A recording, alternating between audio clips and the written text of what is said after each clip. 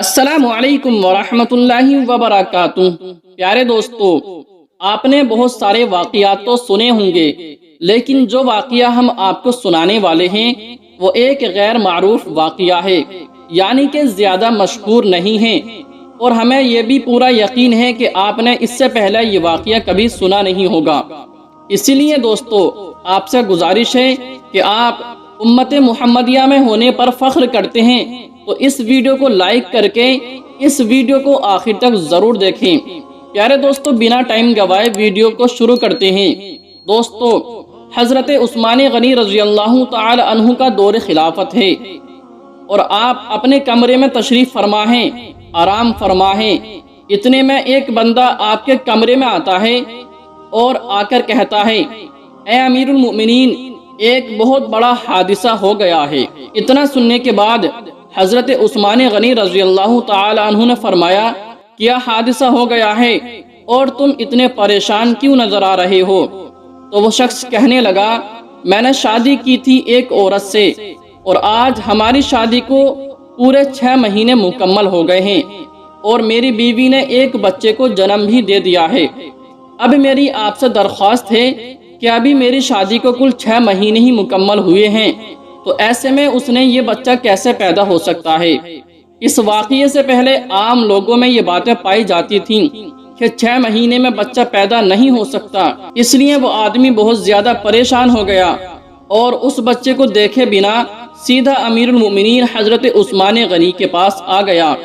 اس کے بعد اس کی تمام باتیں سننے کے بعد حضرت عثمان غنی بھی حیران ہو گئے اور پریشان ہو گئے، اور حضرت عثمان غنی نے لوگوں کو جمع کیا اور مشورہ کیا کہ یہ بچہ حلال کا ہے یا پھر حرام کا ہے، اور اس سے پہلے ایسا واقعہ کبھی بھی پیش نہیں آیا تھا کہ کسی ماں نے 6 مہینے کے اندر کسی بچے کو پیدا کیا ہو۔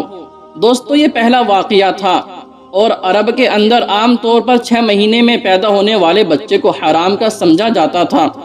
تو مشورے میں تمام موجود لوگوں نے بھی یہی کہا کہ عرب کے اندر 6 مہینے میں کوئی بھی بچہ پیدا نہیں ہوا، لہٰذا یہ بچہ حلال کا نہیں بلکہ حرام کا بچہ ہے۔ حضرت عثمان غنی رضی اللہ تعالی عنہ نے تمام لوگوں سے مشورہ کر لیا، اور حساب کتاب والوں نے سب نے یہی کہا کہ یہ بچہ حرام کا ہے۔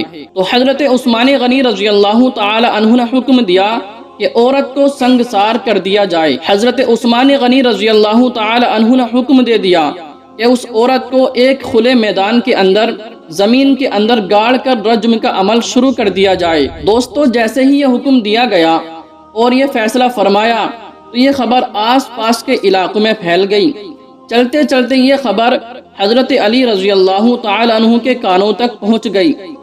اب حضرت علی رضی اللہ تعالی عنہ اس میدان کے بجائے جہاں پر اس عورت کو سنگسار کیا جانا تھا وہاں پر نہ جاتے ہوئے سیدھے حضرت عثمان غنی کے پاس جا پہنچے، اور سلام کرنے کے بعد فرمایا، اے عثمان، کیا آپ نے حکم دیا ہے کہ اس عورت کو رجم کی سزا دی جائے جس عورت نے 6 مہینے کے اندر بچہ پیدا کیا ہے؟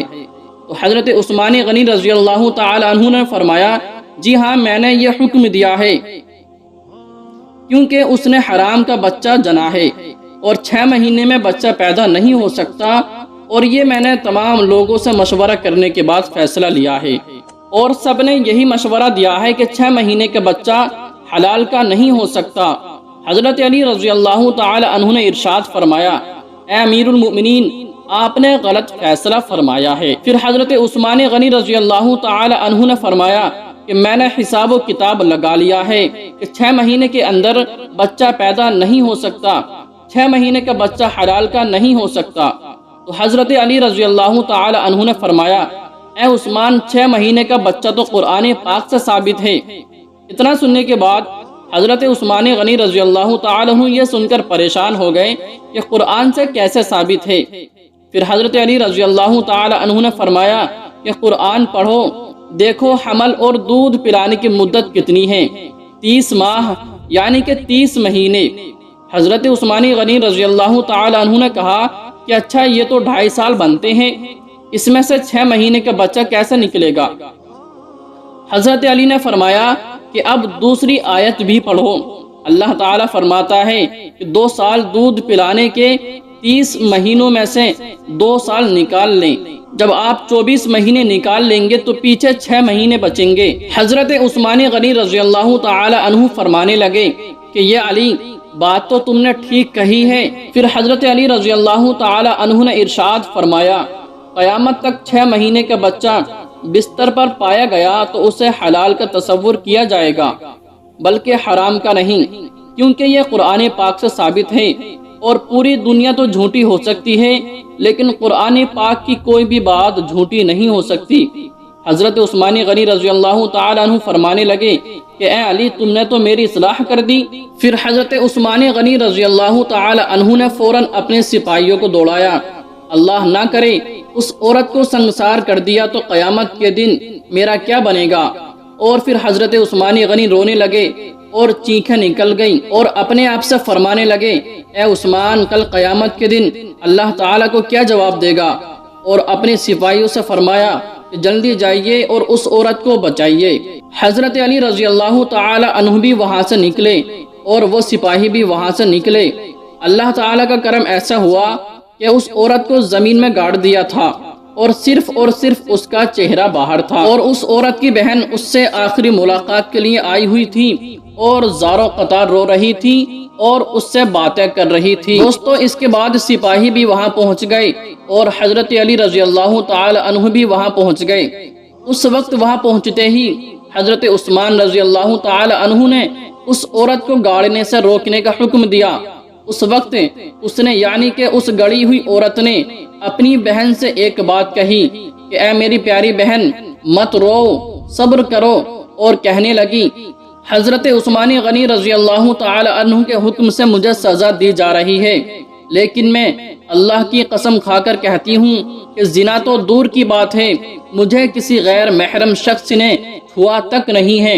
دوستو، اس عورت کو فوراً زمین سے باہر نکالا اور حضرت عثمان غنی رضی اللہ تعالی عنہ نے اس عورت کو اپنے پاس بلا لیا اور اس کے بیٹے کو پیش کیا گیا۔